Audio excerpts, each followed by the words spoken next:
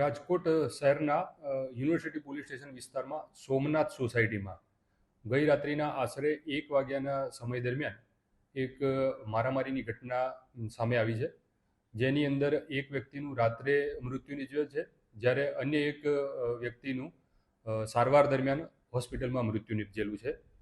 આ બનાવ અનુસંધાને યુનિવર્સિટી પોલીસ સ્ટેશનની અંદર સામસામા 2 ગુના નોંધાયેલા છે, જેમાં પહેલા ગુનામાં ફરિયાદી લાખાભાઈ સુરેશભાઈ ધોળકિયા એમના દ્વારા આરોપી હાર્દિક ધુળાભાઈ ધોળકિયા વિરુદ્ધ BNSની કલમ 103 મુજબ ગુનો નોંધવામાં આવેલો છે, જ્યારે બીજા ગુનામાં ફરિયાદી હાર્દિકભાઈ દ્વારા 4 આરોપીઓ વિરુદ્ધ BNS 109(1) એટલે મૃત્યુ નિપજાવવાની કોશિશ બાબતનો ગુનો નોંધાયેલ છે. ગઈકાલે તારીખ 20/7 રાત્રિના 1 વાગ્યાની આસપાસ સોમનાથ સોસાયટી રાધિકા ડેરી પાસે એક બનાવ બનવા પામેલો હતો, જેમાં લાખાભાઈ સુરેશભાઈ ધોળકિયા નામના જે ફરિયાદી છે તેમને ફરિયાદ આપતા એવું જણાવેલ છે કે એમના કાકા જે છે રાજેશભાઈ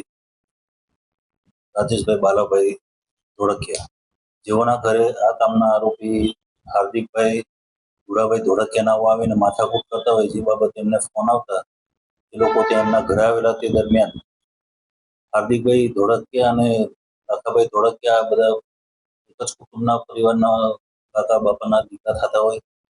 એમને એક પ્લોટ બાબતે અને મિલકતનો હોય, પૈસાની લેવડ દેવડ, પૈસા બાબતનો ઝઘડો પહેલેથી જૂની અદાવત ચાલતી હોય. જે આધારે ઝઘડો ઉગ્ર થતા હાર્દિકભાઈ ધુળાભાઈ ધોળકિયાનાઓ જે છે તેઓ પોતે રાજેશભાઈ બાલાભાઈ તથા સુરેશભાઈ બાલાભાઈ તેમજ લાખાભાઈ બાલાભાઈ સાથે ઝપાઝપીને હુમલો કરી સરી વડે આડેધડ સળિયાના ઘા મારેલા.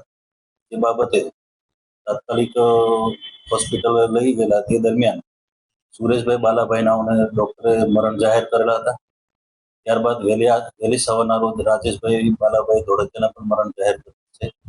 આમ 2 લોકોના મૃત્યુ થયેલ છે, જેમાં હાર્દિકભાઈ ધોળકિયા વિરુદ્ધ BNS કલમ 103(1), 109(1), 118 મુજબ ગુનો દાખલ કરવામાં આવેલ છે.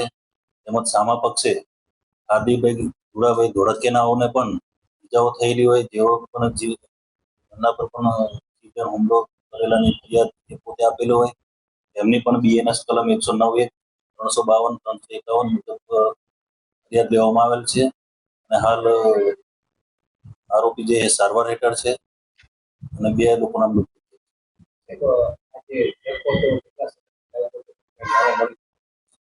જૂની અદાવત છે, ઘણા સમયથી ચાલતો હતો, કારણ કે એમને કૌટુંબિક મેટર છે. એમને કંઈક 3-4 હજાર વારના કંઈક પ્લોટ છે, પ્લોટ બાબતની માથાકૂટ લોકો વર્ષે ચાલતી હતી કૌટુંબિક અદાવતમાં. એમાં આ બનાવ બનેલાનું જણાઈ આવે છે. હાર્દિકભાઈ સાથે અત્યારે હાલ 1 જ આરોપી તરીકે બતાવવામાં આવેલ છે. હાર્દિકભાઈની ફરિયાદમાં સામે 4 આરોપી બતાવવામાં આવે છે, જેમાં 2ના મરણ ગયેલ છે. અને હાલ ફરિયાદી લાખાભાઈ સુરેશભાઈ છે તેઓ વિરુદ્ધ, તેમજ શિવાભાઈ નથુભાઈ ડોડા કરીને છે તેઓ 109(1) મુજબ ફરિયાદ કરેલ છે. હાલ સારવાર હેઠળ છે અને પોલીસ જાપ્તા હેઠળ છે.